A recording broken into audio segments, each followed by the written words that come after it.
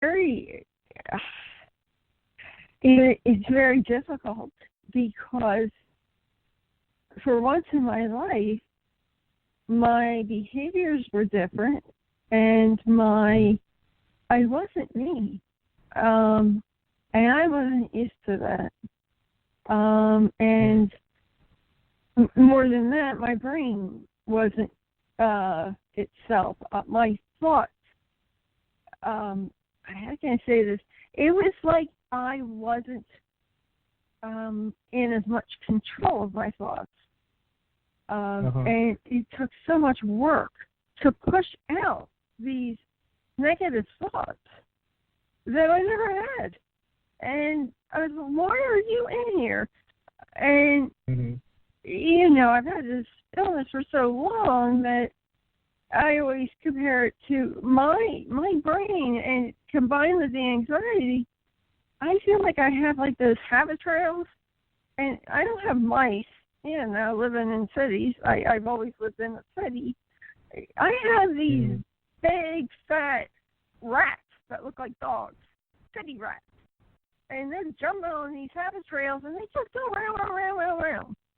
And when I have a really bad day, I have the rats going, and then I have bats flying, it feels like. And my brain just does not stop with, like, racing thoughts. And along with that, I get panic attacks. And at one point, I would go in early to do paperwork, and I would have to stop and run to the bathroom and puke before I started my day. And I know all of this thing, so I will more than address it.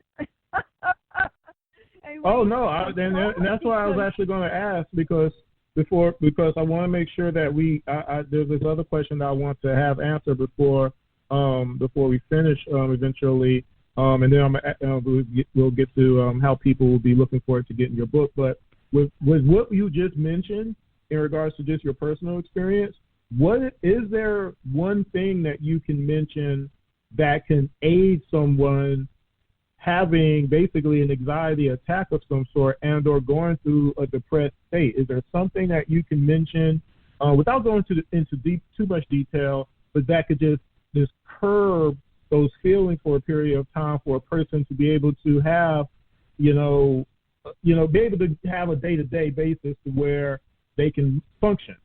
Because what you just mentioned, that could basically like shut down a person really. On a regular basis. And again, that's where I know your book is going to detail it, but can you give us one thing that could help a person that's going through maybe an episode of some sort? Yeah, because panic attacks are very scary, and anxiety, and there are many apps out there, and a lot of them, and this helped me. I spent a year in a day hospital. As I told you about my hospitalizations, I would say a very quick thing they can do, and please don't think. Many people may say that I can't do that. I said I can't do that. I could never. The type of meditation and things is the cognitive behavioral therapy. There's a lot of the apps things. There are so many out there, and so many that are free. And you just have to find one that fits you. And you learn how I would teach my patients right there how to deep breathe, how to inhale for like a 4 or 5 count, hold it for about a 4 count, and then breathe out through your mouth and let it exhale very slowly for about a 4 or 5 count. and kind of close your eyes and put yourself in a place that's very calming. And with these apps, you can combine any kind of sound that take you to a place where you've been or not that is a calming sound. Like, I love rain. I love it. And so I always incorporate that. But literally, there are 1,000 sounds that they've come up with. Oh, wow. And now it's very sophisticated. And as far as I can't meditate. Well, I would go into class and it would begin, and I would have to sit down, close my eyes, and meditate. And you'd be surprised when what you have to do on the spot. You learn pretty quickly. And it is very, very helpful. And if you can make the commitment and learn the discipline, yoga is very, very helpful. Very helpful. Wow. Very, very helpful to calm yourself and to learn to control your physical symptoms. Because once that heartbeat, your heart starts to you get that first ting where it starts to speed up, that sort of sends a loop to your brain. And that triggers the thought and a memory of previous attacks and the thoughts that go with it that makes you anxious. And then that makes the heart rate faster. And then you get the whole thing, the whole package goes with it. And you actually create your own loop and get worse with the shaking and the nauseous and just the feelings of doom and whether it be vomiting, diarrhea, all that goes with it. And a feeling of choking, you can't breathe. And if you can stop it, prevent it from that first trigger, that first heart that you feel is racing, because sometimes people have a trigger, but there are other people who don't necessarily have a trigger. It comes out of nowhere, and people don't realize that. It's not very simple. You can be anywhere. Okay. And I will say this, and first of all, Dr. Devlin, I want to, again, just thank you so much for being able to take the time to, talk about the subject matter. Again, it's not something that, just crosses everybody's mind just naturally and whatnot. So for all the listeners, those who are watching on Facebook Live, everybody, I hope that y'all are really, taking all this in. And of course, listen to it again after the show is over. So I want to thank you for that. And just personally, that one little nugget there that you gave probably can even help me, because there's times where I'm just stressed out about certain things. And I remember earlier this year, I had something that basically put me in the emergency room.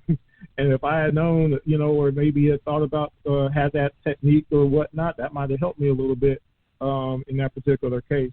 So thank you so much as far as that goes. And then again, just your whole story, amazingly, going into putting this book together, it goes a long way to say you wanted to do this. Because again, other people might not say, that they will want to put themselves in that position of duality, so to speak, So I appreciate you and your effort. Let me ask you this, because we're going to be wrapping up soon, but I want to make sure that people know about the book itself. Now, when is your book scheduled to be published, and how can people reach you if they wanted to discuss with you or ask questions or get help from you directly? Do you have website, social media, anything along those lines? And when is the book going to be published?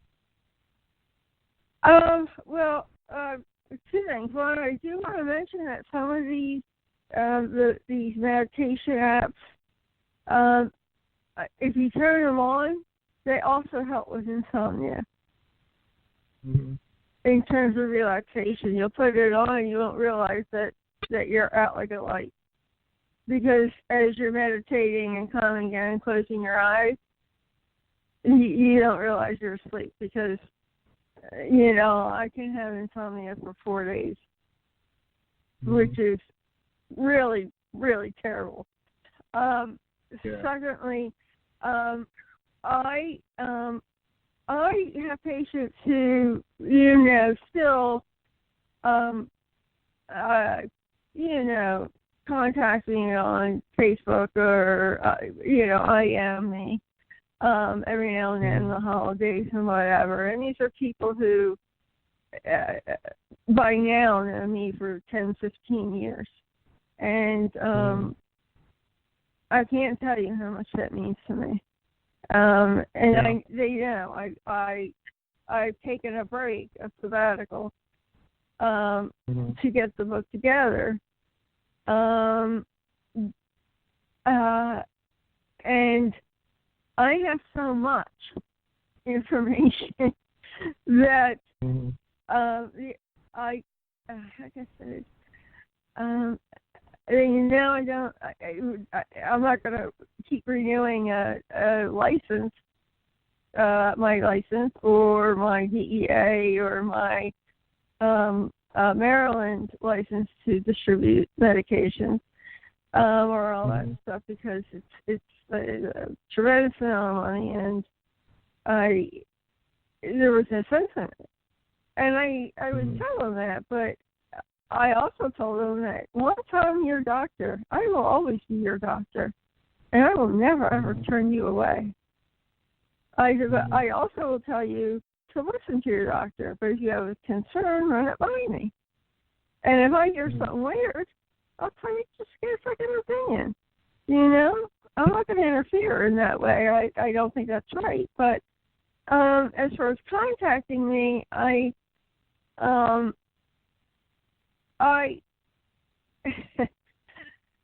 think I talk to my patients more about nutrition, exercise, and